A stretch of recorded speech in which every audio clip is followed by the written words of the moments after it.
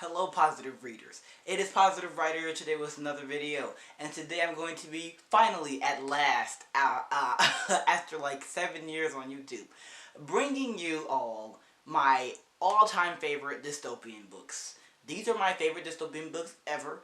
No, this is not my favorite dystopian series, this is not my favorite dystopian duologies, this is not my favorite dystopian trilogies, which means that there are going to be books on here that are like the second book in a series, and that is going to be accurate because that is my favorite book in that series, and then my favorite book in one of my favorite books in the dystopian genre to begin with. So don't be alarmed.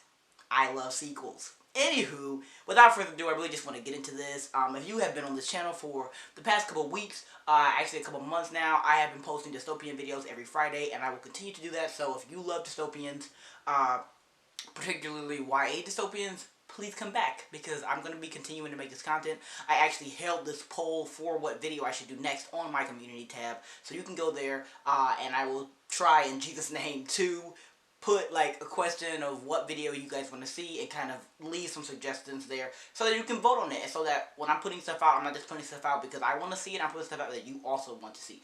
And so without further ado, let's get into these books, because this is my favorite genre for a reason, and I'm so excited to tell you about these books today. So, the first book on this list, and again, these are not in any order because I love them all. The first book on this list is The Red Labyrinth by Meredith Tate. This book was just amazing. I read this in like almost one sitting when I got it at BookCon in 2019, and the fact that it was a YA dystopian that was coming out in 2019 was crazy enough. And so I'm not surprised that I read it so fast. But the fact that it was a good YA dystopian that came out in 2019 blew me out of the water even more. And so, I mean, I highly recommend it just based on this cover first off. I'm not sure if I even read this back part of the book when I first read the book, and so I think that might have accounted for the fact that I love it more, because this was in my era of not reading blurbs, because I felt like they were setting me up for more failures than they were giving me books that I actually wanted to read. I think that even now, after all those years, I am a lot more inclined to enjoy something when I take it for face value instead of kind of expecting things based on the blurb. So, read it. The next one is Frozen by Erin Bauman.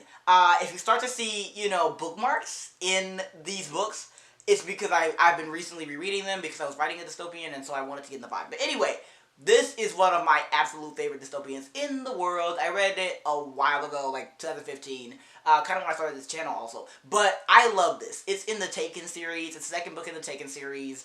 This series, basically, that's about this, like, society that is built kind of inside of this sort of, like, dome sort of thing, and it's not big. Like, there's really scarce populations, and so breeding is regular, like people have to stay alive, and so the teenagers, everyone is expected to, get with a mate of the opposite sex so that they can continue on the lines or whatever.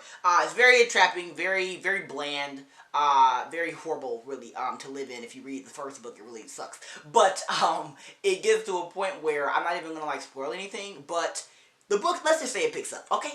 It picks up, and I read this book before I read the first book. So if you really just want a really great story, and if you really want like some action, if you want a great sequel that you don't even know is a sequel, if you want interesting relationships, pretty sure there's like a love triangle in this book.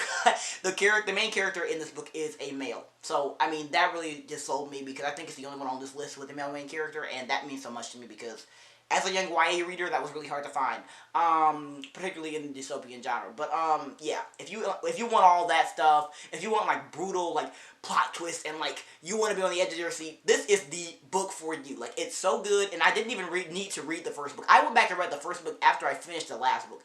That's how much I did not feel like I needed the first book to enjoy the series. So I highly recommend, if you really want to read this and get the best experience, start from here, because it's good. Okay? And also, one of the interesting things about this book is the fact that boys go missing before their 18th birthdays. Like, either on their birthday or before they can get there, some mysterious thing happens where all the boys disappear. And, again, this is the second book, and so there are different things going on. But that's kind of the premise for the whole series. And so you kind of, in this book, get to jump into what happened with that. And so it's super interesting. Again, if you're interested in the whole series, again, read that. But I highly recommend this book just to begin with because it's so good. The next book on this list is Inside Out and Outside In by Maria V. Snyder. I actually got this from Thrift Books. I love Thrift Books. Please support them. They're amazing. But this is actually an edition with both books inside. This is actually a dystopian duology written by Maria V. Snyder, the queen of like science fiction. I love her. She's an amazing person. But I read both of these as individual books, and some genius decided to put them into like one novel. And so now I have both books in one, and it's really beautiful. And I love that I got this cover because this is the cover that I read the books as. Anyway, this series makes me so happy. Like, this duology is so good, and it's so like sweet and to the point. I think it's the shortest one on here because the rest of these are like trilogies, I believe. But this right here is just delicious. Like, my gosh. It's a science fiction dystopian, which is set in space, I'm pretty sure. And it's basically like this society where there's like a hierarchy of like class. There's like the people who live on the upper levels, which are like, you know, the rich people who have no cares and they're chilling out and whatever. And then there's the lower levels, which is like the scrubs, people who clean and who make sure everything is functioning and it's very packed together. It's very almost like really disgusting, and you know, people have, you know, less of an incline to live, really, even though there's continuing to live and to, you know, have babies and stuff. It's a really brutal world, I'm gonna be honest. Out of all of these, this is one of the most brutal worlds that I have here, and I really enjoyed it. The main character is this girl named Trella, and she is a scrub. She's a vent scrubber. Like, she like goes into the vents and does stuff, but she's very nimble and she's very you know, good at it. And she also sleeps in there because she's always looking for some quiet and peace, because there are so many people packed together in this lower level, and because people again do not care really at all about the scrubs, except to like get them to fall in line. And so things start getting crazy when one of her best friend named Cog basically finds out that there's this like prophet that has been speaking of like a paradise or whatever, and just like all the other prophets before him, Trella does not believe him. She's like, yeah, this is stupid. But her best friend wants her to go see him. And so she goes to see him. And then he starts to, like, tell her stuff about herself that she didn't, like, know. And that interests her. And then it gives her tasks on, like, stuff to go look at. And then things just start going crazy because, you know, nothing goes as planned. And the guards find out. And it's like, ah. And so it's a very crazy, like, chase. It's a really, really great book. It's very contained. Like, again, if you like a contained, like, thriller sort of read that's also very action-packed and quiet at times. I think it's such a great use of literally everything. It's so good. And I know that the second book gets really crazy because it is the conclusion and also just the second book. And so I highly recommend this. The build-up is amazing. I mean, it's great. And again, get this edition that has, like, both books inside, so you can just read a whole like gigantic like novel. It's amazing. And so I highly recommend this. Please read it. It's amazing. Really is all I can say. Next book is The Darkest Minds by Alexandra Bracken. Basically, this book is one of my favorites ever. One of my teachers, well, she wasn't my teacher, but she was a teacher at my middle school. She just got me this big box of books, and I am so thankful for her still now today, because so many of my favorite books now came out of that box, and if it wasn't for her, like, giving them to me, I'm pretty sure she bought them for me. I would never read them, so God is so good. I hope she's doing well. But this book is one of my favorites to come out of that box, and it's one of my favorite dystopians ever, which is why it's on this list, and books ever, period. It's so good.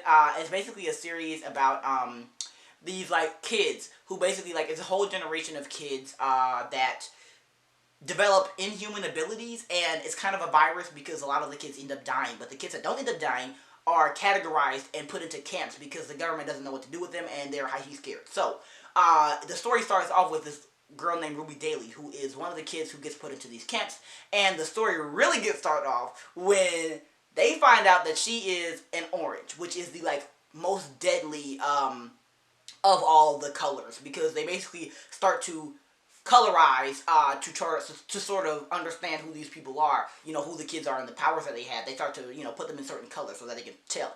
And Ruby notices there are no oranges or reds in the camps, and so she ends up tricking somebody that she is not an orange, but they find out. And so the whole book really starts off when she gets out of the camp because somebody helps her, and then she's like kind of on the run from like the government and the person who got her out of the camp because she doesn't really trust her either.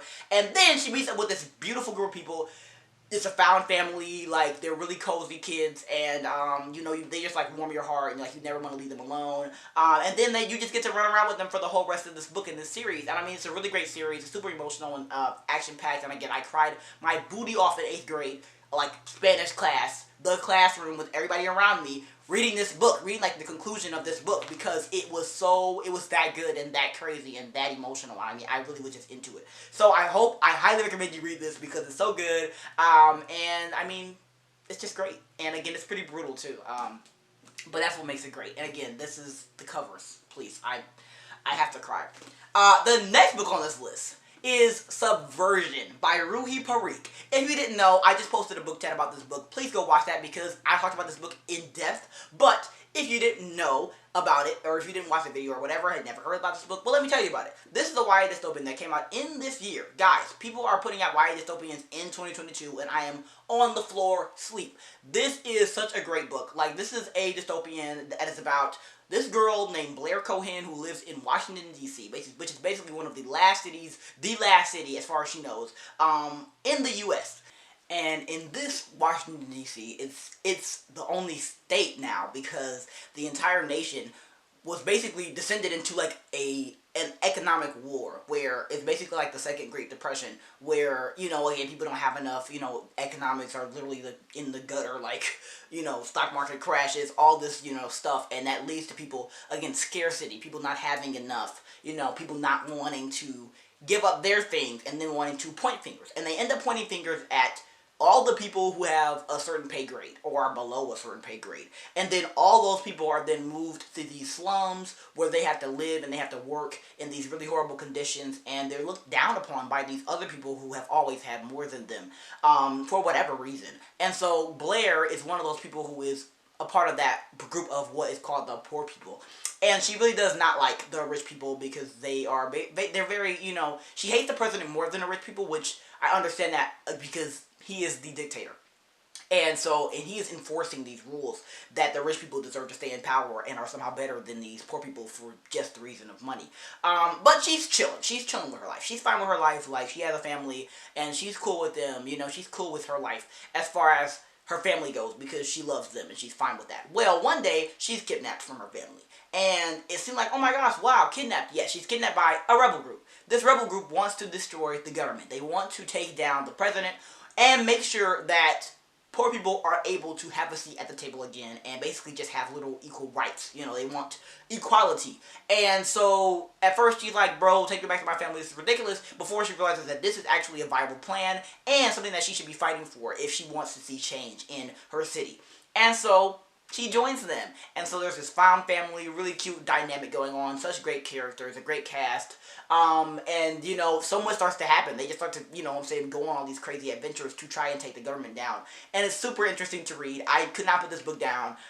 There's, like, a really great enemies to lovers romance in this that has just the right amount of spice that I was, like, giddy about it. And the rest of these books, I'm pretty sure, do not have enemies to lovers. And so I was head over heels for this, still am. I love this book so much, and I highly recommend you read it. The second book comes out in September this year, so get on this. Like, go get it. Woo! The next book on this list is a channel classic if you've known me for any time, and that is Insurgent by Veronica Roth. This is the second book in the Divergent series. This is the first YA book I ever read, the first dystopian book I ever read, and the biggest book I had read at the time. I love this book so much. I mean, again, it is only by the Lord's greatness and goodness that I don't read this book every day of my life. Because I love this book. It is truly a comfort novel. I mean, I know it, like, inside and out. I've read it so many times, and it just has the biggest place in my heart, because it is just a great book. Like, it just is. Okay, for a, you know, a 12-year-old who had never picked up a YA book, or even a book with more than, like, 200 pages at the time, to pick up this book, on, like, a recommendation from, like, a friend at my library, to forget and not even think about, maybe this was the sequel and not the first book, to not even think about that because this book was so good. You know, because it just thrust you into the story, I started to get spoiled. And this now is, again, blueprint for not only the books that I write, really, but the books I like to read. A lot of these books really kind of just throw you into whatever the vibe is. And that is what this book did for me first. And so I can all attribute it to INSURGENT by Veronica Ross, because it's just great and I love it, and it's so action-packed, it's so interesting. The limits that the main character goes through are so interesting, and they really just suck you in, you know, not to mention the amazing you know, strong, hefty relationship between her and Four. It's just beautiful. I loved, you know, the characters in this book, you know, seeing, you know, those Dauntless characters that we kind of only got a glimpse of in Divergent. You know, this book is it for me. Like, I truly do love this book. It is truly dystopian, like, to the max to me, and I really just will stand by that forever. I love the locations. I love, the pace of the book is amazing. It's amazing. And I mean, I will never forget sitting in, like, 6th grade English class. My teacher's like, bro, put that up, because we're supposed to be reading Shakespeare, and I am just gobbling this book up. I'm going to the bathroom when I had this book in my hands, and I'm like reading it. Oh my gosh, what? Eric just did what? You know, and so I will never forget this experience. Nor will I ever forget how good this book is. I mean, I can study this book. I study this book because I know so much about it, like when I'm writing and stuff like that, but I also could teach a whole class on this book and why it's so good. And I think Veronica actually has a discussion questions and an education guide for teachers if they want to study this book or to teach this book. So in one day, in Jesus' name, I would love to teach this book to an entire class of people, because there is much to learn from INSURGENT by Veronica Roth. And so, read that if you haven't yet. This series, this trilogy, is about this girl named Beatrice Pryor who's living in a dystopian Chicago where everyone's put into 5 factions that are based on basically fruits of the spirit, selflessness, intelligence, bravery, honesty, and then kindness. And basically they are in these 5 factions, and based on this aptitude test that everybody has to take at 16 years old. And regardless of the test, you have to choose what the best faction you think is for you. Trish is from Abnegation, which is the selfless faction, and she ends up choosing Dauntless, which is very crazy, and it starts an entire uproar in the entire world. Not only in her own little world of being a 16-year-old girl from Abnegation jumping into Dauntless, which is like the craziest, most rowdiest, you know, faction, but also in the entire world, period, because there's like political storms brewing in the background. This book obviously has a different plot than that because it is a second book, which is why I urge you to just read this if you really if you like me and you just want a really great like book that you don't have to like think much about and you just into the story. Just pick this up and don't even read the first book. You can come back and read it at some point because it's definitely worth reading and amazing. But this is the book for me. But anyway, last book on the list, definitely not least. I love this book so much. I recently reread it and I'm going to be talking about it for a minute. So let me go check my camera because I need this time. Book is Mashed by Ali Kandi. Fun fact, I have like a picture of this like cover drawn in like my 8th grade notebook, which is when I read this book for the first time, after already reading second book and last book. And why is this book on the list, you may ask, Ben? Because first off, I read that so long ago, I can't even really remember what happened, even though I remember it was good. But because I remembered it was so good, I went back in September of last year and reread this book. And it blew me out of the water. I mean, I was truly floored by the greatness of this novel. It's so different from any dystopian I have ever read, and that difference makes it, like, in a class by itself. This is an amazing book about a society where everything is chosen for you. Basically, your match, which is the person you end up marrying, is chosen for you. Your profession is chosen for you. Even your nutrition, your meals are chosen for you based on your like weight and height and things, and your age. And they put the amount of nutrition you need in the food, and if you don't like, and you're not gonna get like anything else, you eat that, and that's it. And, you know, pies and cakes and desserts are basically specialties that you only eat at special occasions, and you can only get, like, one piece. So, basically, everything's regulated, and it's regulated and even, like, when you die. Everyone dies at, like, 80 years old. And that is because this is the best way to have a functioning society. The people in charge of this society that basically concocted this entire, city, which I can't even, like, think of what it's called. My gosh. They actually don't even say it, but I remember, in the society. So it's called the society. In the society, basically, the people in charge have just figured out that people making choices is what leads oftentimes to disease and early death and, you know, discourse and war. And, so basically, they have made a place where people can live really full lives for 80 years. And then it's over, and then they die. But those 80 years are going to be great because everything is set up for you. You don't have to, like, you know, break your spine to get a career because your career is already, like, there for you. You don't have to break your spine to find a love interest because your love interest is going to be picked at 16 and then you're going to find out and then you're going to court them and then you're going to get married and have kids. And so everything is very, you know, is in place because they believe this is more of a utopian than a dystopian. Well, all dystopians usually start off as utopians. Those two, this and Divergent, start off as utopias and then turn into dystopians, which is my favorite thing, honestly. So I think it's fitting that those are my last two, because I love it when a world starts off with its best parts. Because usually these dystopian worlds do not start off horrible. People are trying to do their best. They're trying to make a society where things are better than they were before. But people are not perfect. And so going off your own merit and your own understanding of things is usually just not going to work. It's just not. And so things happen and it becomes a dystopian instead of a utopia. But I love this book because really the whole thing almost, until maybe like the end, is a utopia, because the main character is actually fine with living in it. Like, she does not question the system. She's a good girl. Like, she's like chilling out, you know what I'm saying? And because it's such a quiet dystopian, you know, it's so much more personal. Like, the world's effects of, you know, the dystopian effects we start to see are so much more personal than like bombs going off and, you know, guns, and like it's a lot less of that, and it's a lot more of what taking away somebody's choice can do to them as a person. And how those choices affect everybody around them. And so it's very intimate, it's very interpersonal, it's very romantic, it's very poetic, the prose is very beautiful, and again, for this to be a YA dystopian novel, it just is so different from any other dystopian novel I've ever read, and I love it for that. Like, I love Ali Condi's writing. She is truly one of the most beautiful authors I've ever read in my life. I actually do call her the most beautiful, like, the author who writes most beautifully that I've ever read, because she is beautiful. Like, I own Atlantia too by her, and I mean, her prose is just so beautiful, and I love it. And again, seeing it in a novel like this, in a world like this, was just, it blew me away last year.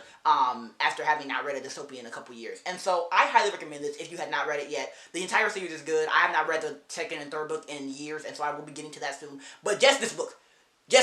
The doggone dilemmas that they have in this book, based off like choices and people making choices for you, and what a choice even means, and what life even means if you don't have a choice. Oh my gosh, like, please read this book. I mean, again, if you're looking for a dystopian that's going to change your mind and open your world and remind you of how blessed that you are, you know, no matter how horrible your life is, please read this. Like, this is the book for it. So, those were all my favorite dystopians. I mean, I can't wait to make another video like this soon. Whenever I read like a considerable amount of more dystopians, I definitely would love to make one about my favorite actual series, which is kind of going to be just the same thing, so maybe not. But anyway, I hope you enjoyed this. Thank you all for voting for this, because I love talking about my favorite dystopians, and I think that, again, as I'm starting this like series of every Friday a dystopian video, I think it helps to just kind of show you all where I'm coming from. Like, the stuff I love about dystopians, it's all in this book.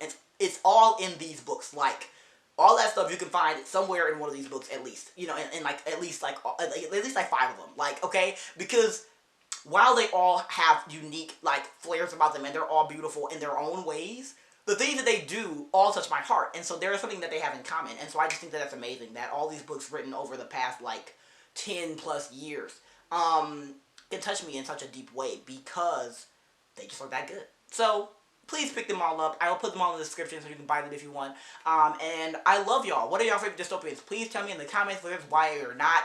I do want to get into reading more dystopians that are not YA, because I want to expand my dystopian horizon. So if you have any recommendations, tell me.